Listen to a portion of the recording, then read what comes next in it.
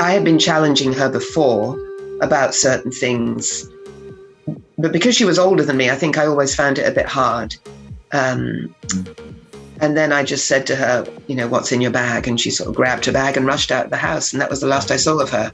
Oh. And it was the sort of the aftershock was really hard for me, because it was over a period of years that we had been hosting her. Hi folks, Matt here. Thanks for tuning in to another episode of Raw Mission, the podcast where we bring you challenging and inspiring stories of ordinary folks sharing the good news of our extraordinary God in some of the toughest parts of the world. Now, I know you're going to love listening to today's guest. Molly spent 21 years in North Africa with her family and carries a wealth of wisdom and experience and plenty of stories. Hi Molly, welcome to the show. Thanks, good to be here. Yeah, I'm really excited because you've given me a little flavour of some of the stories and experiences you've had in North Africa over the years. So let's start with a little bit of your background. What took you to North Africa? Right. Well, I was studying languages at university and I have always enjoyed travel. But while I was in my third year in France, spending a year in France, I became more aware of the need in the French-speaking part of the world of believers, of the message of Jesus. And so when I was finishing up my last year, I was asking God, I'm ready to go somewhere. Where should I go? And I knew I wasn't going to stay in England. So I applied for two things. One was to teach English with voluntary service overseas. That might have taken me to Kenya or Uganda or somewhere in Africa. And during my time in France, I'd also come across an organization that did exchanges for people to teach English and in certain French places where French was spoken. And Tunisia was one of those places. So I applied to teach English in Tunisia as my two potential options for when I left university. Right, that's awesome. So you ended up doing a couple of years in Tunisia as an English teacher, but having finished your studies. And I mean, was this brand new to you? Had you traveled much in your childhood or grown up with this kind of thing on your mind? I'm half Danish. My mother was Danish. So I grew up traveling from a young age back and forth to Denmark and getting older in Europe. We would have some holidays in Europe together, but not to Africa, not to anywhere outside Europe, actually. Okay. But I did like everything about different countries. And I remember when I was about 10, hearing at a church that I was attending at the time with my parents, although I wouldn't say I was following God then by any stretch of the imagination, but I was very interested when somebody talked about a leprosy mission in India somewhere. I remember being so touched by that I went and got the little wooden box and was regularly putting every week my little bit of change into the box to support that. So I think the Lord worked some compassion in my heart. And then later on, when I had these two options, I was asking him to show me. I wasn't really sure at all which one.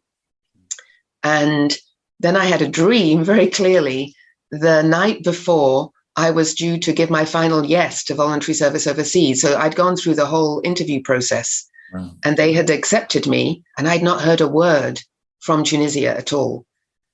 And I had a dream, never had a significant dream before. And I was going up this staircase and there was a big arrow on the staircase and it said Tunis on it. No. So it was amazing. In the morning, my mum knew I had this deadline and she said, so what you doing, dear? And I said, well, actually, I'm not going to go with voluntary service. I had a dream last night. I don't know how well that went over, but that was it. I turned down the one thing and then I still waited several months before I heard back that I had a teaching job, although I'd never taught before. So that was a challenge. Wow. And what was that like then, arriving in Tunisia? At this point, you were single? Yeah. I was single. All I knew was that someone would meet me at the airport and I could stay with a Tunisian family for 3 or 4 days. And then I was on my own. Wow. And there were 2 or 3 other fellows on the plane who were also doing the same kind of exchange from the UK. We sort of came across each other at the airport. And then I was taken off to some Tunisian person's home. I didn't have a plan for what I was going to do, but amazingly, I did go to church. There was an international church in Tunis on the first Sunday when I was there, and met some people who said, oh, there's a place that you could stay while you look for somewhere on your own. And that's what I did. I ended up staying in the church house of the Anglican Church in Tunis for 2 years with the vicar and his wife. It was an amazing provision that I could never have planned myself, but that was so wonderful to see God going ahead of me. That's great. And, our younger listeners will not realize that, we're talking about the 80s and there was no internet and you couldn't just Zoom home or Skype home and chat with your family. You couldn't just quickly research where's a good, place to stay, Airbnb in Tunis. Right. In those days, you just sort of set off, didn't you? And see what would happen. I remember in my gap year to India, we just told family, well, I don't know, I'm just going to travel around India. And our family didn't know where we were for months at a time. And they found a phone and maybe called home occasionally. Yeah. Gosh. Yeah. And how was the overall experience, those first 2 years in Tunisia then? Is that where God sort of gave you a heart for Muslims? Definitely more of a heart when I was there on the ground among them. I had realized when I was in France, I'd come across a lot of North Africans there, and they were getting much more on my radar. So I was drawn to the whole situation in North Africa, recognizing that there were not many people focusing perhaps on that region. It was, I learned by trial and error. So I hadn't had any training to do this work. I was teaching English, but only 12 hours a week. It was an evening post. And so I had all the daytime to learn language, which I started on, and make some friends. But I think probably I was a little bit of a wild card in the eyes. There were some mission workers there in the town, and they were attending the church as well, but they probably thought, who is this young person? She's here without oversight. She's a bit random. I was probably like red lights flashing warning card to some people. Yeah, that's interesting, because I think there is a temptation as well with the interconnected global world we live in for young guys to think, actually, I can just make a connection with a church in a country and go off on my own. Is that what you'd recommend these days, that people just sort of go do a bit of trial and error on their own? Loaded question. I mean, it's certainly not impossible that God might lead someone that way. I was so sure that God had led me that way. But in hindsight, I recognize that I could have used some really close colleagues, to bounce things off. God's provision in allowing me to stay with the vicar and his wife, who just arrived at the same time as me. They were a slightly older couple, well, probably twice my age almost, from England. And I was a blessing to them because I spoke French already, and they didn't have any language to communicate there. So that was a wonderful provision and oversight for me. But, when you are entirely on your own with no one that's asking you the hard questions or telling you, you should think twice before you do this or that. I think I was a bit naive. Yeah. So, by God's grace, I was okay. But you're a bit vulnerable as a young single woman in that male environment. And I soon realized that, some of the people I was teaching were older than me, and they probably thought, oh, young, unmarried woman, what are my chances, So no one had warned me about that. Yeah. I mean, I was just thinking, because both in India and in Pakistan, for a young single woman to be wandering around on her own, that's really asking for trouble. And unfortunately, there are episodes of out in the crowds being jostled and touched and so on. And I've had friends, and if you don't know how to respond in a situation like that, it's very unnerving and frightening. And did you have any nasty experiences like that, or you felt pretty secure? You had friends to go around with? No, I was on my own. I had to go to walk to work and back on my own. And usually that was actually safe. There were people around. There was one experience, I think, where it was an unpleasant experience. Can't remember if it was day or night, someone coming up really close behind me and deliberately, and I just swung around and, ran away or did something. But generally, not too serious situations there, I wouldn't say. Good. Yeah. And then, so that was just a couple of years. And tell us how then you ended up in Morocco. Right. So interestingly, that very first Sunday when I went to the church, I also met the man that I was going to marry, although I didn't know it at the time. So he was working with OM, doing the preparation for one of their ships, the Logos, to come to the port of Tunis. They did educational book exhibits, and I decided to invite my students to the ship because they had classes and things that you could do there. Mm-hmm. And so I was involved with him, helping these students come along. He had a translator, so she was staying at the house with me. So we were pretty close. And I didn't know at the time what was going to happen. We didn't have, my husband and I didn't have a lot of chance to have personal one-on-one time together, but I did sense that there was something there. And I committed it to the Lord when he left, just saying, Lord, if there's any way that you have something in this, then bring him back, that we could spend a bit more time together. And amazingly, God did that. He did have to come back and do something in the country. So we had more overlap time. So I was praying about the future. And in my second year in Tunisia, I heard about more about Morocco, and an English teaching school where there was a guy from the States who was running it. He was a believer. He was looking for English teachers. And I was maybe a little more interested in that school than the one I was teaching in, which was rather rigid. And so I went across to check it out in my second year in Tunisia. And they said, yeah, we'll hire you. We're ready for you to come the following year. So, yeah, I felt the Lord prepare that and provide something. And my husband, in the meantime, he wasn't my husband yet. He was just, we were just interested in each other. But he was also looking at long-term work in North Africa. Okay. And so it did end up that we got married and went to Fez right after we were married, pretty much. Yeah. And I was teaching English and he was learning Arabic. Wow. That's cool. Now, at this point, had he gone with Frontiers in those early days? That Frontiers had just been sort of formed and founded, I suppose? Yes. Just then, he met in a corridor the person who was going to be leading a big team in Morocco, scattered all around the country. And that person said to him, come along, join the team. And he said, okay. And so that's why he ended up there. Yeah, that's great. Yeah. And I mean, how many years have you been married now? 36. 36 years later. Wow, that's awesome. Brilliant. Okay, so you're in Fez now, you're married, and did you have your kids while you were there? Yeah. Actually, I just got my history wrong. We weren't married in Fez. We were engaged for that year.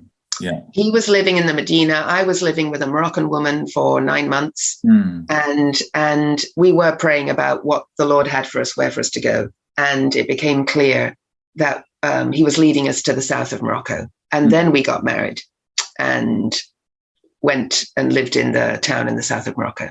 Yeah, because I mean, many people would say, look, if you're just getting married, you probably should have some time in your home cultures. Now, I mean, for you, that might be England. For him, that's the States. And so that might be more tricky. But did you think, I mean, it's a little bit different. You'd already been living in North Africa. So you've already got some language there. I suppose by then you've got French and Arabic. He's learning Arabic. So perhaps that already felt a bit like home by the time you got married.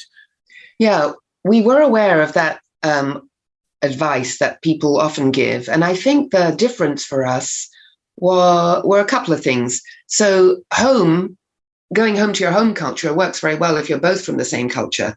But when you're from two different cultures, therefore, it wouldn't be home for me if we were in the States, and it wouldn't be home for him if we were in England, whereas this was neutral ground for both of us. Yeah. And the fact that I'd been overseas for 2 years in Tunisia and in France, and he had been also overseas for a while, I think made us feel more comfortable about the concept of living in this neutral sort of in-between place that we could both settle in for the first part of our marriage. Yeah, that makes a lot of sense. I mean, for Jess and me, as you know, we have this in common, don't we? We're Brits, Yep. but we're both married Californians. Yes. And for us, yeah, I mean, Jess had been in Indonesia, I'd been in Pakistan, but we didn't share the same overseas location, and that would have made a huge difference. I think if we'd met in the same country overseas, or maybe even region, then it could have worked just to get married and stay out there. But for us, we came back to spend some time in Britain, and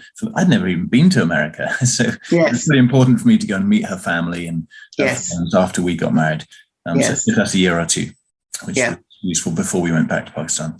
Great. Okay. So yeah, tell us more then about where you ended up in the south of Morocco and what you did there.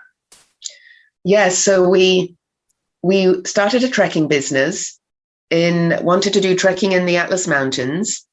And my husband had contacts in California for being able to perhaps bring a few people over. And there was a travel agency in our town that said, yes, we think we could work with you. So on the basis of that, we started operating a very small adventure travel business and had some groups coming over. And we took them on tours into the Atlas Mountains for 2 or 3 years. It was absolutely wonderful, staying in local Berber villages. We were also learning Berber as a language. And those were wonderful days. Yeah, I've been up in the Atlas Mountains a couple of times. It's amazing up there, isn't it? And presumably you'd do the sort of tours around some of the cities as well before going up into the mountains, or not really? Marrakesh. We usually had people arrive in Marrakesh, and then, yes, there would be probably some time to look around Marrakesh, and then we just head up in the mountains, and then, back to Marrakesh, and they would leave.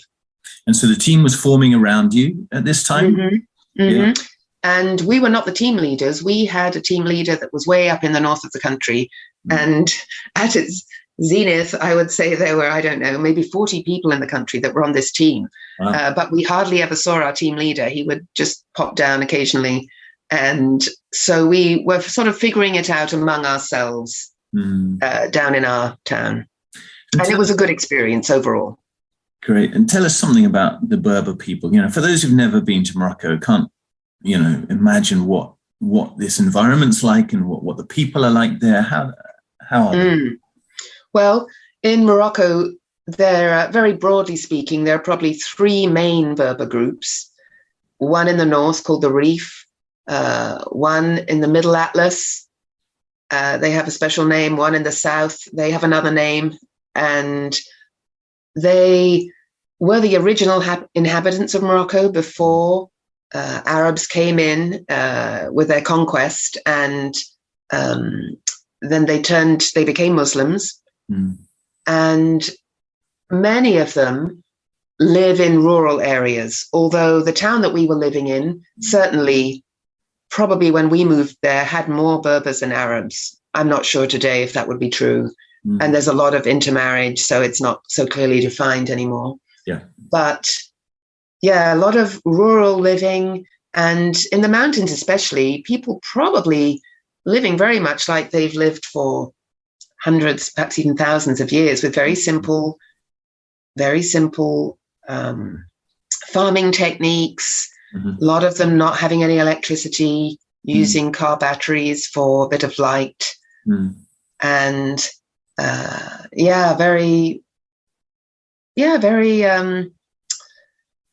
very simple lifestyle, I would say, but in many ways beautiful and unusual for people who come who've never seen that before. And I presume very hospitable, like many Muslim cultures? Oh, yes, extremely. And tourism, done the right way, could bring some really good things into the communities. We did encourage all the groups that we had dressing a certain way and behaving in certain ways. We were given instruction about how you eat. If you eat with your hand, you eat with your right hand. And just a few things. Women often would cover their heads, just because in the villages all the women had their heads covered, So we encouraged a little bit of contextualized behavior. Yeah.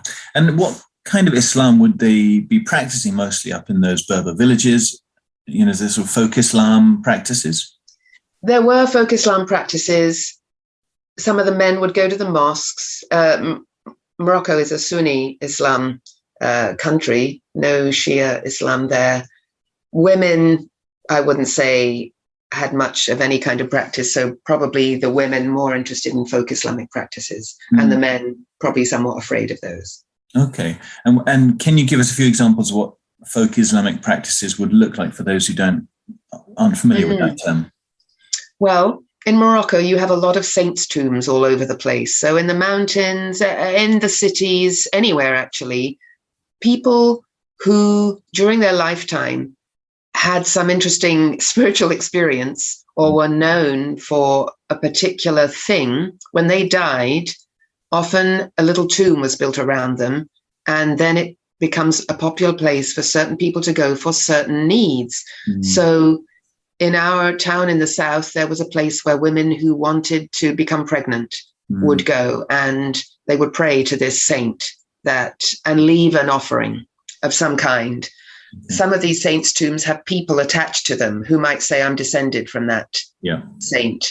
And then they usually got money or gifts for being that person and saying, well, I'll put in a good word for you. And so, or healings, with different kinds of sicknesses, mental distress, that people would go to certain saints for that. Yeah, so it's they're looking a way of finding help. Yes, they're looking for power, they're looking for blessing, they're looking for health and those kind of things. And these are local, powerful people, I suppose, in the spiritual realm. Yeah. Okay. And I mean, how did you find, talking about your faith with locals, with friends out there? Well, we were learning the language, Moroccan local dialect. And obviously it takes time to be able to represent what you want to say in a cohesive, clear way. But it wasn't hard to talk about spiritual things with Moroccans, which was lovely. They are very open and actually often curious and would often ask questions. Do you fast? Do you pray? Yes. Do you know that what you believe is wrong? The challenging people, probably more the men than the women. I didn't find the women went into polemic kind of discussions, but certainly questions and curiosity were open doors to be able to talk about Jesus and our relationship with him.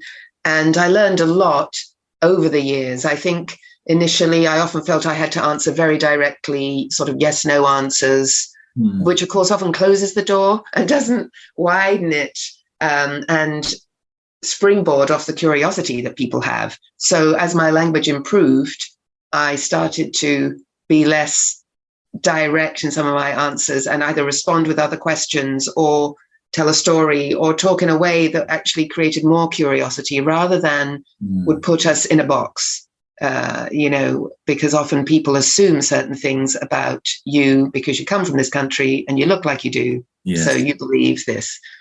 So would a good example of something like that be if they said to you, are you a Christian? It'd be very easy just to say yes. Right. But that sort of shuts the door and makes you don't know what they mean by Christian. You don't know what they're thinking. Right. Yeah. So my first question would be then, well, what do you mean by that?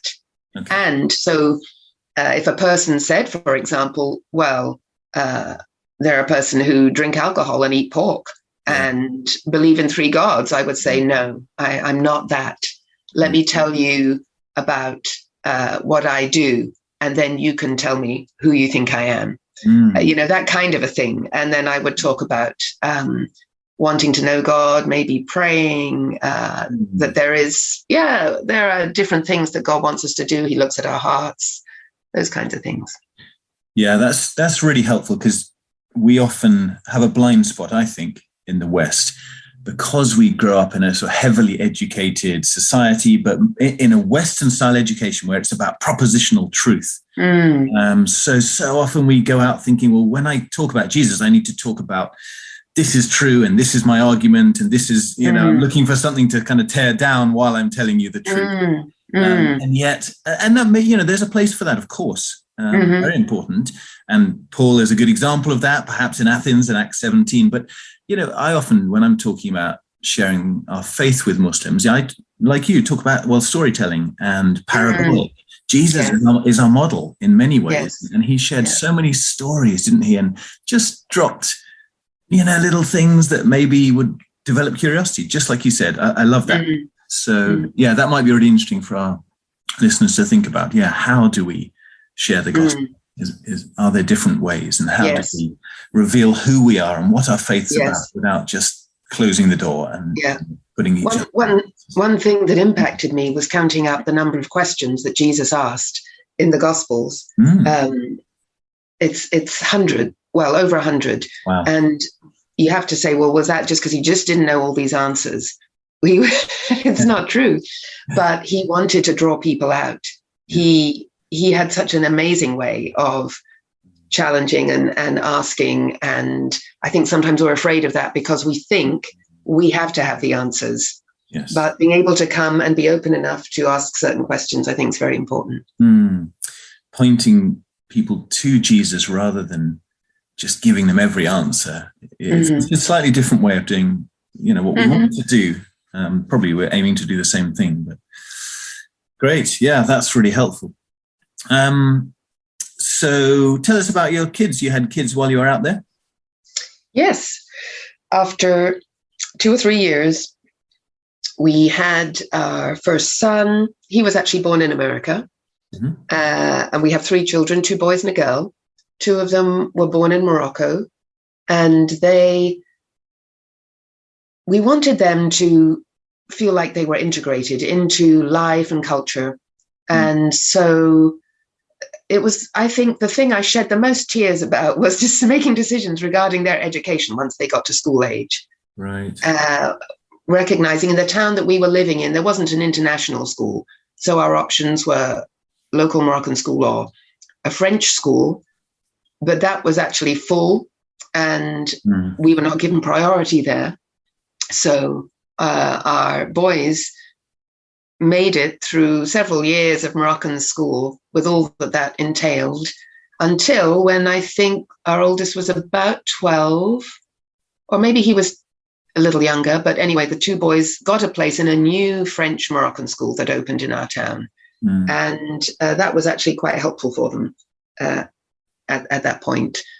And they have very good memories of Morocco, even though they had some challenges there as well. Yeah. Okay. That's interesting because that is one of the questions people will ask, especially young mothers, either taking little kids overseas or thinking about having their kids in countries that they're not used to the health system and they don't perhaps have all the contacts and family members around to support them. So how would you answer someone who challenged you on that and said, why would you have your kids over there when, in a small town where there's not a great healthcare system, perhaps? And why would you raise your kids there? You're depriving them of so much from all the comforts and opportunities we have in the West. Right. We were asked that. I'm sure you were. Nearly those words. Yeah. And I think we recognize that part of what sometimes we think as parents is that if I had a good experience doing, say, a particular sport when I was growing up, we almost feel our children should have that same experience very often. If I grew up playing the piano, well, my child should be able to have piano lessons too. Yeah. And some of that is legitimate and some of it maybe is a bit unnecessary because there are other things that our children can do in the context that we're in. And I think that the benefits of growing up in a cross-cultural situation should not be underemphasized. There are some wonderful things that our kids got to do that they would never have done if they'd grown up in England or in America. But it's not without a struggle. And it's good to be honest. I always was honest, I think, with God and my husband and I talking about how do we answer concerned parents and others who are watching and wanting to see what's happening with the children and thinking, are they going to be deprived of a good education? I'm not opposed to a good education, but I think in many places you can work something out, and the influence in the home is primary. That's very important. Yes, there are many things to learn and many ways to learn, aren't there? And we forget that. It's not just one system and one type of schooling that makes us who we are. I like that. Even my kids actually at primary school, they learn about being smart in different ways, people smart and emotional smart and academic smart as well. But I think it's easy just to get too narrow on this one way to be well educated, which is nonsense, actually. Okay, great. And so you say your kids look back and, with pretty fond memories overall, and despite the challenges. In terms of having two of your kids out there in Morocco, was that a challenging time, not having family around? Yes, I did have my mum come over for those two births. So our second son was born in the town in the south that we chose a hospital, a small clinic actually, that we thought would be good. And it was just unfortunate that on the day of his birth, when he came along, it was a Sunday. And so the doctor was gone. The doctor I'd been tracking with, he was away on a fishing trip, and all the nurses were off. Oh, no. And there was one nurse who was available on Sunday. And that was okay until another woman came in to have a baby. And so she was like running back and forth between us. So she was busy with two women, and my husband was probably more stressed than me, watching everything going on. And then I was not able to get the proper care after the birth. I needed some attention, didn't get it. And as a result, I went home. But 2 weeks later, I woke up one morning in absolute agony in one of my hips, and I couldn't walk. So my husband and a neighbor carried me out to the car, took me back to the clinic, and I was in there for, I think, 5 days. They put me on some very heavy antibiotics and said I must have got an infection in my hip. And it was to do with the aftercare after the birth. Fortunately, my mother was still there. Amazingly, she had booked for 3 weeks, and it covered the whole time from the birth until when I came out of the clinic at the end. So there was extra help around, but it was a very difficult time. And I don't think I realized the extent of how serious it was until later, when next time I was traveling, I think I was in the States, I saw an orthopedic surgeon because I had still been limping a bit. And they asked me all kinds of questions about the treatment. And they said, well, it's a miracle that you're that you're doing okay, that you can still walk. Yes. So, and now I'm fine. I have no problem at all. So I see God's mercy in that. But it was a challenging time. And you still had another baby out in Morocco? I did, but in the capital city with an English midwife who was there. And I felt much more confident, even though I only went up there a couple of weeks before I was due.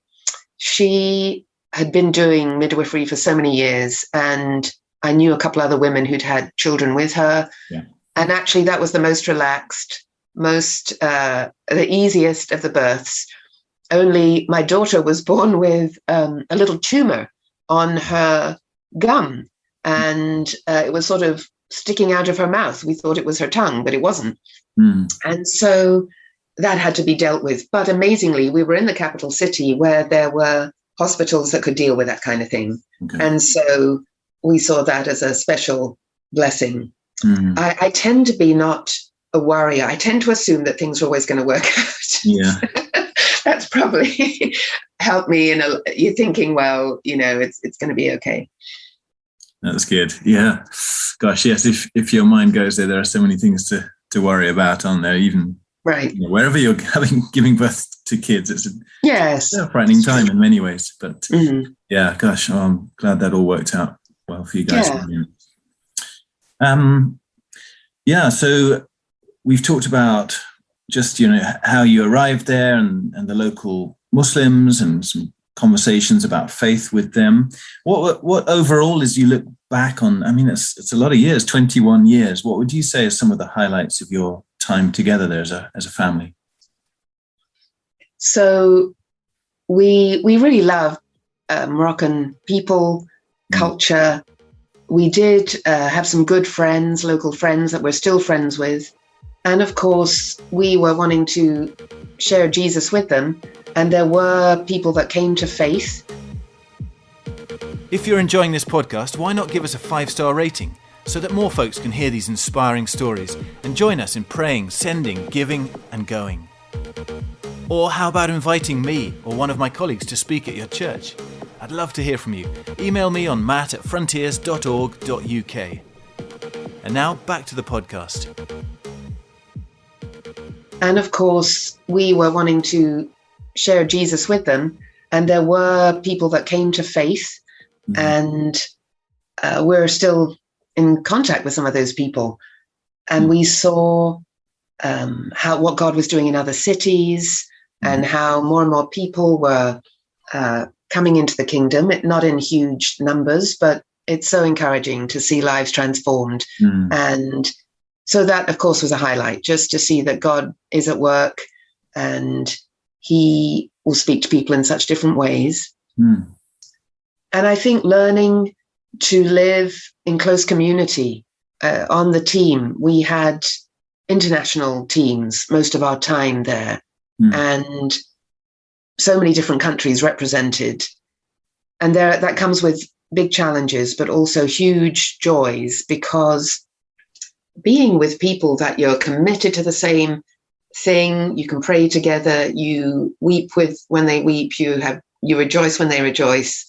That's very, very special. It's hard to replicate. And we really missed it actually when we left the country, because we didn't quite get back into that same kind of life on life in the same way as you sometimes do when you live overseas, partly because the options are less over there for that kind of living. Yes, that element of close-knit community with a small team there for a purpose, seeking God's kingdom. Yeah, it's very hard to replicate in just sort of a normal English church situation, isn't it? It is. Yeah. It's not quite the same as just being in a home group with someone and doing some studies. Yes. Yeah. Right. Okay. Right. And I mean, I think you've told me before, but there were challenging experiences as well.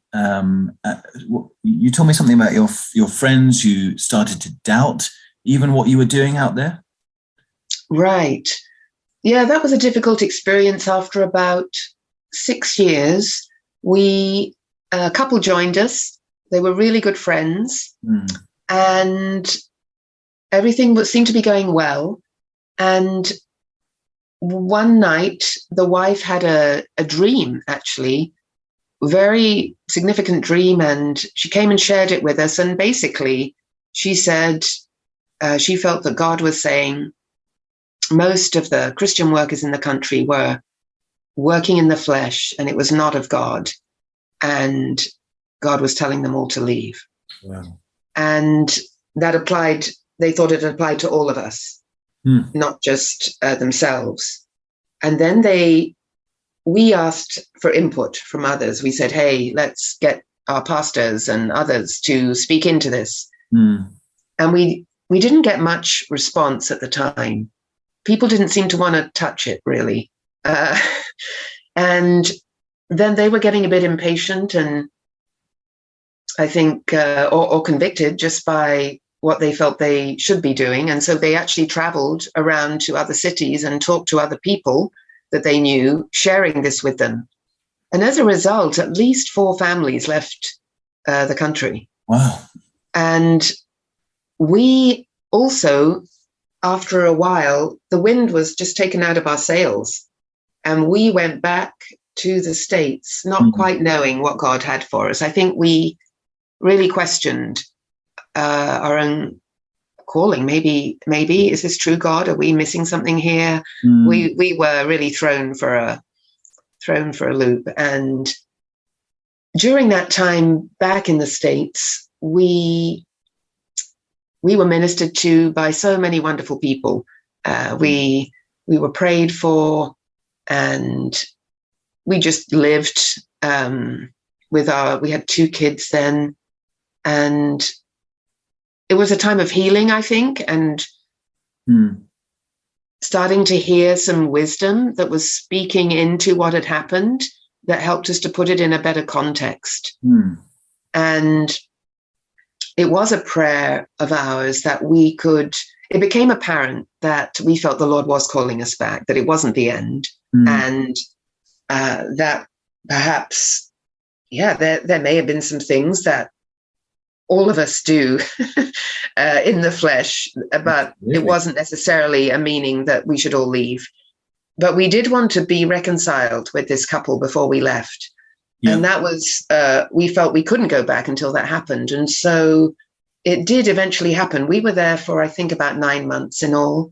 And we did meet with that couple a couple of times to be reconciled. And there was a lot of healing that took place, forgiveness asked. I think the process of how all that was handled was recognized to be not the best by any stretch of the imagination. So, it was a difficult time. But we returned and fully convinced that that's what we should be doing, and haven't doubted since. Well, that's really interesting, because it's one thing to say, I think some of this work is coming out of the flesh, but to say that means you've all got to leave, it takes it to another level, doesn't it? Because like you say, there are many times in what we do now, I speak in churches, I speak at Christian unions, and there are probably times when it's been too much of me and not enough of the Lord. And I think any preacher would probably resonate with that, or anyone who teaches and trains the church. And even when we're sharing the gospel with friends, there are times when probably we feel, the Spirit gave me something wonderful. And that was definitely not just me. And other times when maybe we've just fallen back on, that was probably just something I learned and I tried it and it kind of fell flat. But again, do we quit? Does every pastor who starts to feel down about, that sermon wasn't the best, it was a bit in the flesh, I just repeated something. Yeah. To quit, that's a huge thing. Yeah. And it almost, I don't know, that would put a lot of guilt on me, thinking, I can only operate in this ministry if I'm constantly in this amazing flow of the Spirit. And, when I talk to people, even about calling, there's a lot of me and my calling in my life. I can't get away from that. We're human. We are, we're always going to have elements probably, aren't we, that we're wrestling with. And the challenge should be press in, keep close to the Spirit, keep in step with the Spirit, spend more time with the Lord. So it's coming from that good place rather than a striving place. But to jump straight to, let's just quit. Doesn't sound right. But it must have been so tough for you to work through all that. And then it was a difficult time, and perhaps one of the very challenging at the time. I mean, team conflict is not unique to you guys. There have been many stories. Anyone who's worked on teams and worked in churches, clashes happen, personality clashes, or ministry ideas or strategy clashes. Any tips for folks working on teams, that you've learned over the years for reconciliation and peacemaking? Right. I do think it's very important for people to know when they are considering, say, joining a team or the first time or going overseas initially, things that are undealt with in our own lives are not going to just disappear when we go overseas. In fact, a friend of mine says it's like putting grow more on them, like a special kind of fertilizer. They will just multiply when you're overseas because of the additional stresses that you face when you're overseas. So if we are aware that we have certain patterns of behavior or ways of responding that we feel are always messing up our interactions, I would say get help, talk to people about it, invite people in to help you in your personal interactions, because those things just get magnified when we go overseas, I think. And it's usually to do with the extra stresses and living in this very close-knit community. You don't have loads of other people that you can spend time with when it's not going well on your team. So, I mean, expat people perhaps that are like-minded like you. So that would be one thing, is having that attitude of humility to recognize what's hindering me in my relationships. Am I willing to work on those things? We do have good peacemaking training now available because of the fact that this is such a common reason for people to leave, sadly, is not because of the stresses in the place they're in, but it's to do with interpersonal conflict. And if you haven't grown up in a family where conflict was handled well, and you've come from a church where conflict hasn't really been addressed properly, and you don't have the tools. So many of us are in the same position. I didn't go with good tools to know how to deal with conflict.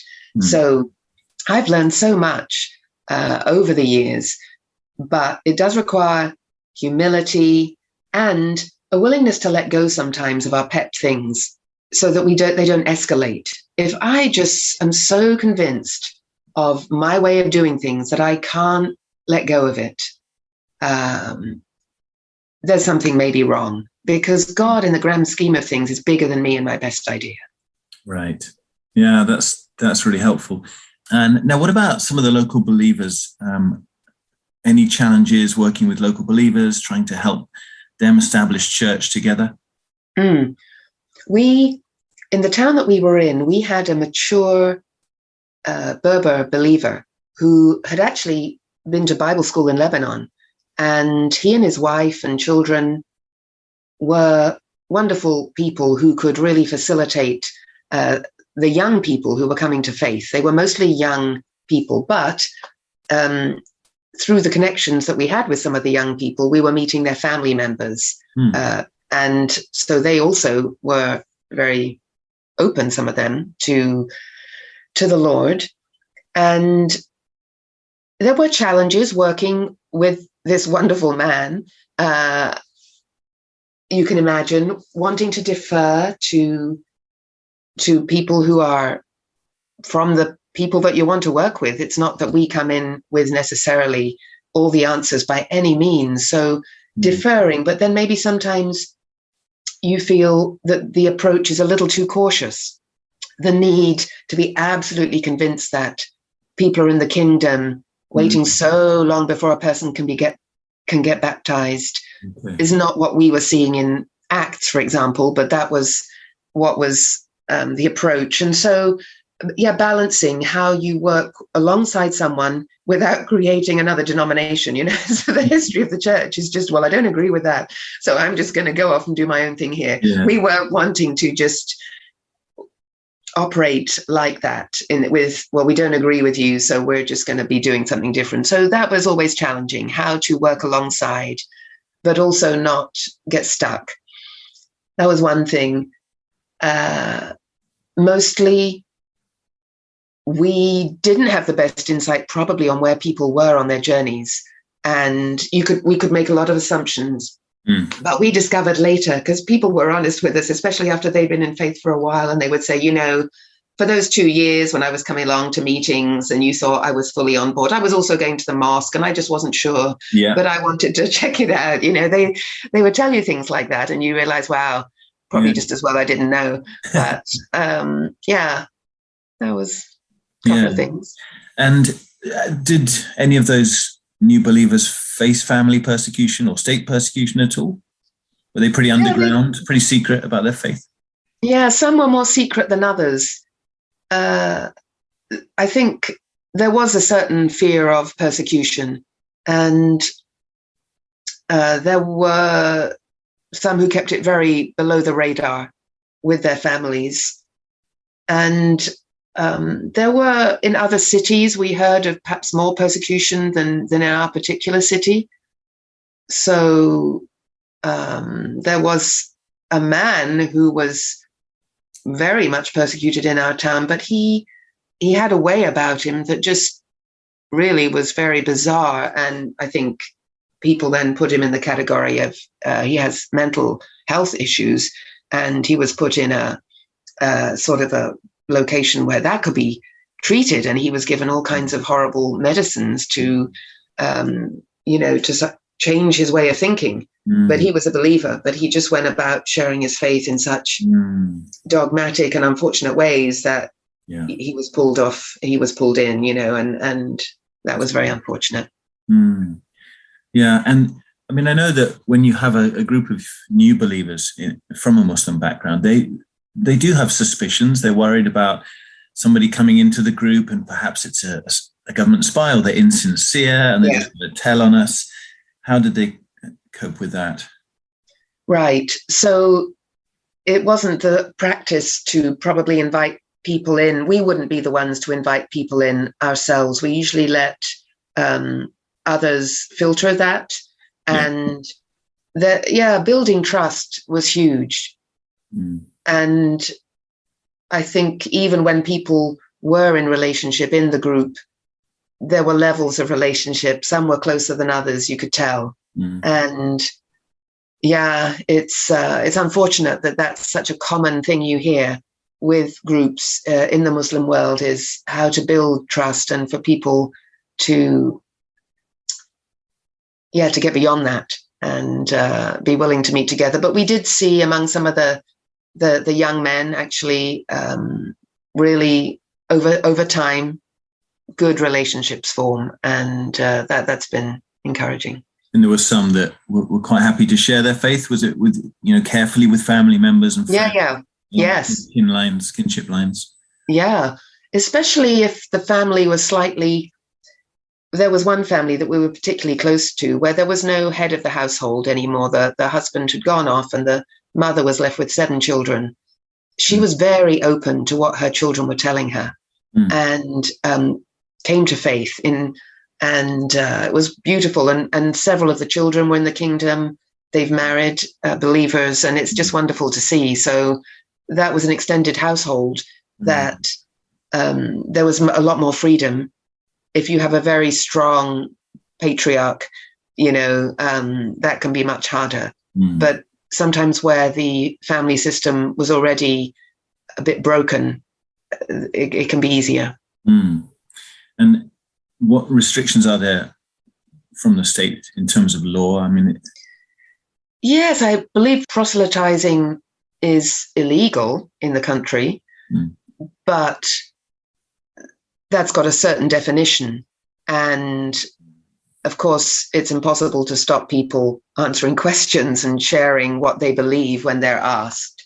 So we didn't want to emphasize religions. We didn't want to say to people, you're leaving this, you're coming into another. We brought down the whole, we talked about following Jesus, basically. And we're not trying to use labels that are often very misunderstanding, because most people's definition of a Christian is not what we would say as a Christian. So that just wasn't helpful. Yeah, that makes sense. I've got a colleague who often talks about what is the message of Jesus? Was it, here's a new religion, I'm bringing Christianity to replace other religions? No, his message was the kingdom of God. The kingdom of God is near. The kingdom of God is at hand. This is what it looks like. The way into the kingdom of God is through me, Jesus said, and it was all about him, wasn't it? And and his relationship to the Father and how we can enter into that, rather than establishing a whole set of new rules and new religious practices. So I think that can be quite eye-opening for people when they think about the gospel message like that. Any other lowlights or challenges or heartaches perhaps you experienced out there? Yes, regarding a believer, it wasn't someone that I knew from the beginning of her journey. It was a woman who I was sort of handed on by somebody else. She was probably in her 40s when I got to know her. And she regularly showed up at our house, intending to stay for a few days. And, we would talk about things. We would actually do some studies of the word, try to pray with her. She knew the wife she knew the believing couple that I've referred to before, who were in town from the local people. But she tended to prefer to be hanging around foreigners, I noticed. And over time, I started to feel this dark cloud coming when she was staying with us. Right. And I couldn't put my finger on it. And I started to blame myself because I just thought, why do I feel this way? I should be loving. I should be kind. What's going on here? But yeah, it didn't change. And then I started to get my suspicions about why it was that we never saw her in her context. We often tried to arrange to visit her in her town, and there was always some reason why we couldn't. Yeah. And it was a very one-sided relationship, not very healthy. And I didn't like this feeling of hosting someone when my heart isn't in it. And it came to a climax one time when I was very suspicious. She always had this big bag with her. And I started to wonder what was in this big bag. And one time, and she'd keep it very close to her. I mean, it was hardly ever out of her sight. And one time when she happened to go to the bathroom or something, I decided I'm just going to look in it, and I saw some of my stuff from my house in it. And it wasn't that, I think I'd noticed a few things going missing, nothing major. And it wasn't that we had tons of knickknacks but forks or a sheet or random things. And so it's not actually the cost or the value of the thing, it's the fact that you've been dealing with someone who's actually betraying you, and betraying a trust was horrible. And I didn't quite know how to handle it. I challenged her when she came back. I think we were talking about something. She was on her way out that day. Yeah. And I had been challenging her before about certain things, but because she was older than me, I think I always found it a bit hard. And then I just said to her, what's in your bag? And she sort of grabbed her bag and rushed out of the house. And that was the last I saw of her. Oh. And it was the sort of the aftershock was really hard for me, because it was over a period of years that we had been hosting her. Yeah. And just feeling there's something not quite right and you can't put your finger on it. And I don't know, wasn't very nice. Disappointing. Definitely. Yeah, I can imagine. One, it's your house. You've been giving and pouring your life into this person, and you think she's a sister in the Lord, and you hope she is. And to suddenly realize that, she's been stealing from us all this time, makes you doubt everything, doesn't it? Probably. It does. It makes you doubt, was I not hearing from God? Why was I investing so much time in that person? What about the others who are coming to my house? Are they doing the same? It's true. Just sets you're spiraling, probably. Yeah. Yeah. But amazingly, I recognize now that what I was sensing was from God. There was a dark cloud coming in. It was a discerning that I had. I maybe could have sought more wisdom from others about how I could handle it, but we were delighted to have, there was a family that regularly stayed in our house of local believers when we were traveling and gone for a couple of months. They were rather a poor family, and for them it was like going on holiday. And so we didn't become so defensive that we'll never have anyone, those were wonderful experiences, and they still tell us how much they enjoyed being in our house and, feeling like it was their home for a little bit. So that was a good thing. Yeah. Okay. So let's fast forward then to, I suppose your kids, did they grow up and head off to university while you were still living in Morocco, or did you come back when they were at university age? No, we left when they were 17, 15 and 13, which is a bit of a tricky time, actually. My husband was invited to take on a role in leadership in England, and we said no several times, and then started to pray more about it and invite input from others, supporters and churches.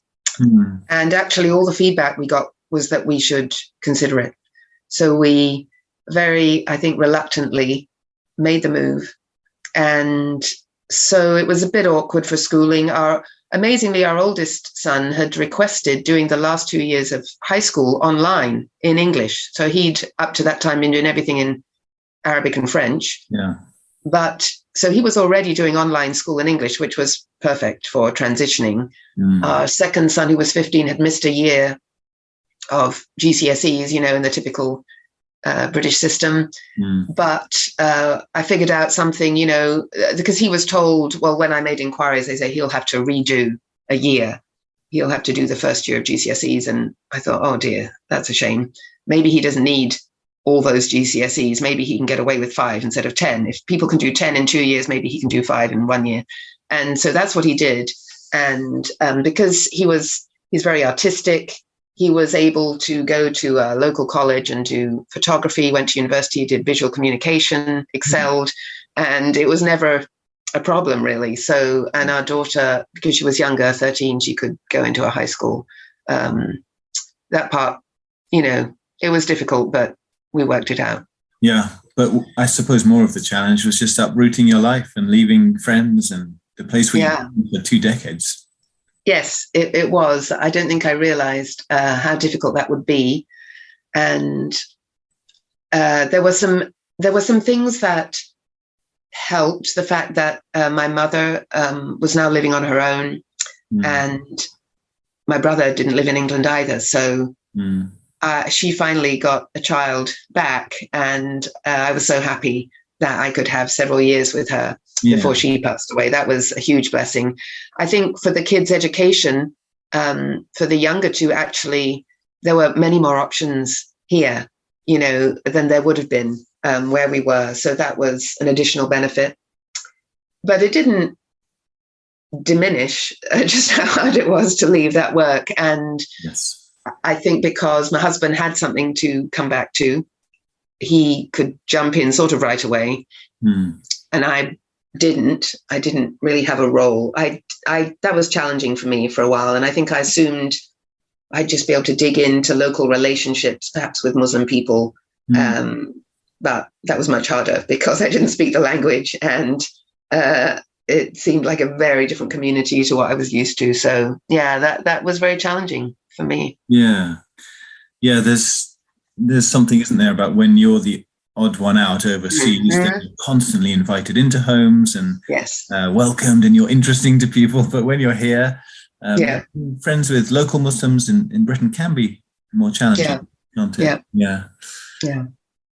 And then over the last few years, then, I mean, you and your husband have both been in leadership within our organization, and you've been training and teaching on storytelling and ministry to women and so on. Can you give us any hints? Perhaps there are some ladies listening to the podcast who are thinking, maybe the Lord's calling me to work with Muslims.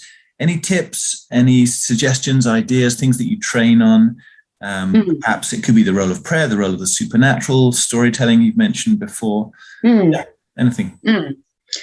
I think for women particularly, hospitality is huge. I discovered and learned so much about hospitality in Morocco.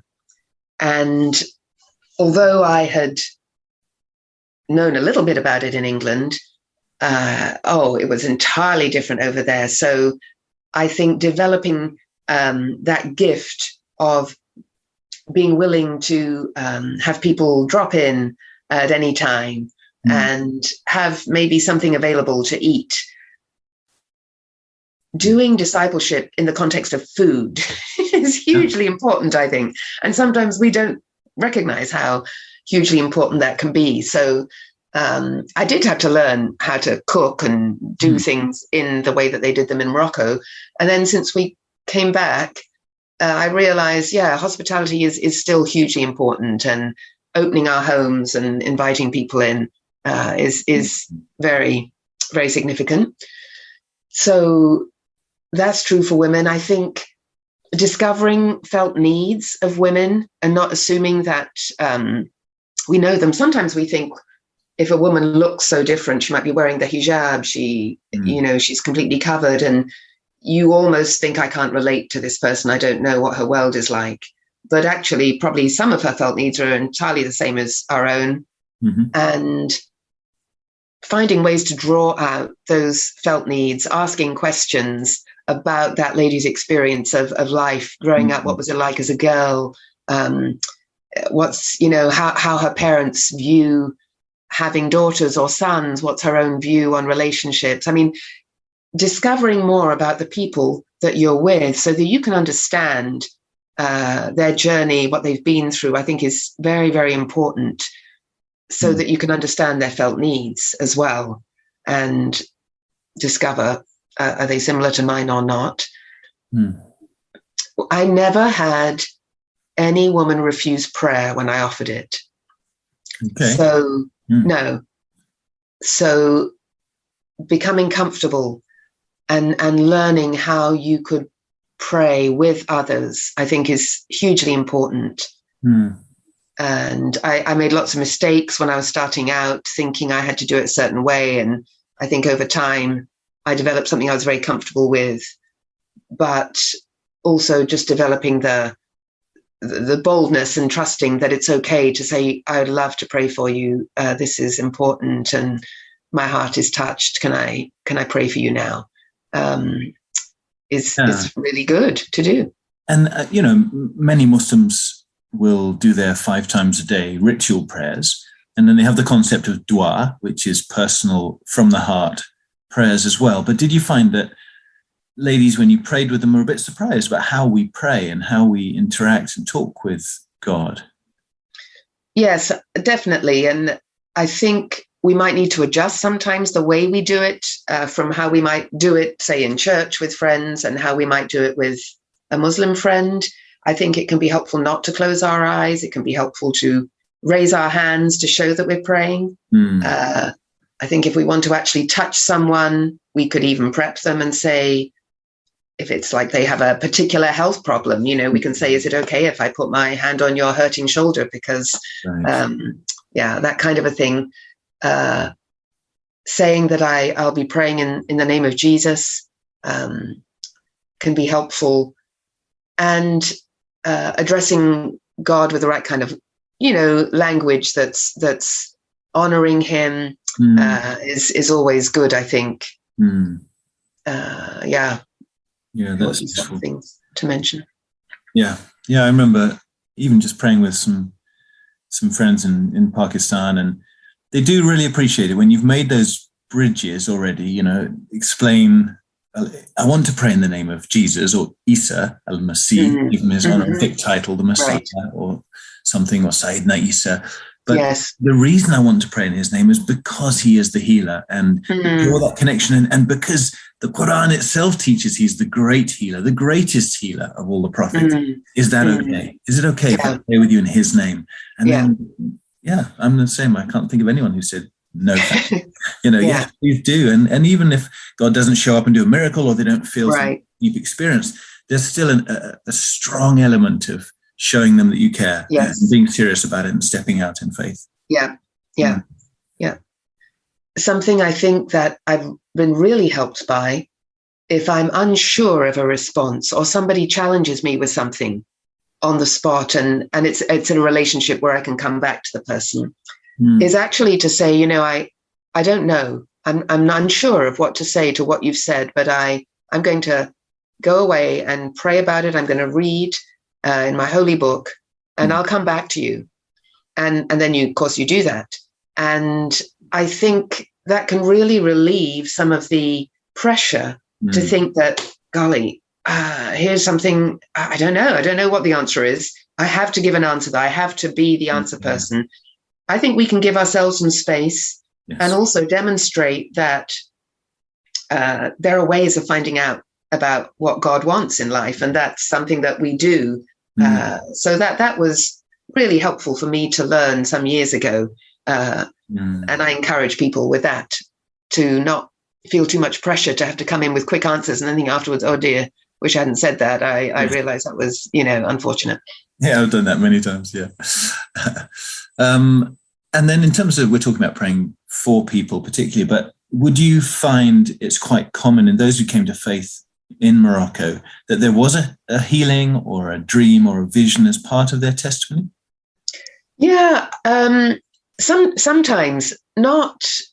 It wasn't always the case, but definitely for some, there were significant supernatural encounters. And so my own journey involved becoming much more open to the supernatural. And depending on church background, you may or may not have that background. So it was very clear to us when we got there that, wow, we were going to need to learn about our authority in Christ as believers, because there are people who've been involved in practices like we talked about folk Islam. There's spiritual influence in their lives. There are people who are on their way into the kingdom, but actually they need to renounce things that they've been involved in or things that were done to them. But I've never come across that in England with people coming to faith, that they need to renounce anything or, just be aware of some of the baggage that can be there. And we all have baggage, that's for sure. And maybe some of this renouncing ought to be done more, in all countries, in all contexts. Yeah. But I think we were quite aware of it in Morocco. Yeah, no, that's a really good word. Yeah, I still feel I've got so much to learn about the spiritual world and occultic witchcraft practices that some folks get connected into, and let alone all the amulets and the charms and different things like that. And it's not always natural for us in our context, in our church context, to deal with a lot of that. No, and there are many good books and things that you can learn. And the best thing actually to do is go with someone who already is perhaps a little further along on this journey, and watch and observe, and then you get some help to be able to do those things yourself. Yeah, that's great. And I love the way you say too, that humility to say, okay, this experience or that question might be a little beyond me. And go away and get some help. Bring a friend, raise up some prayer, spend some time, just preparing, and then come back if it's a ministry situation or a tough question. Yeah. Why not? We don't have all the answers immediately. Yeah. Great. It's Molly. Thank you so much for being with me and being with us today and sharing these stories. I'm really encouraged, just your faithfulness over so many years and raising your family out there and persevering, seeing some of that fruit that you've seen is always encouraging to hear about. So thanks for being with me. Any final words you want to say? It's been great to be asked all these different things. I pray it would be an encouragement and a blessing for anyone who happens to listen. Thanks so much for listening. I hope today's episode has been inspiring and challenging. For more, check us out on our website, frontiers.org.uk, and on all social media platforms @FrontiersUK. Have a great week, and make sure you don't miss our next episode.